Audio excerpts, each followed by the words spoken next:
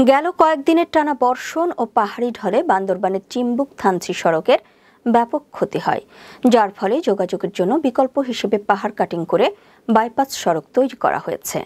তবে অল্প কয়েকদিনের মধ্যেই সড়ক যোগাযোগ স্বাভাবিক হবে বলে জানান সড়ক যোগাযোগ ও মহাসড়ক বিভাগের সচিব এবিএম নুরুল আমিন উল্লাহ নুরি। শনিবার দুপুরে রুমা-থানচি এলাকায় সড়কের ভাঙন পরিদর্শন শেষে তিনি এসব কথা বলেন।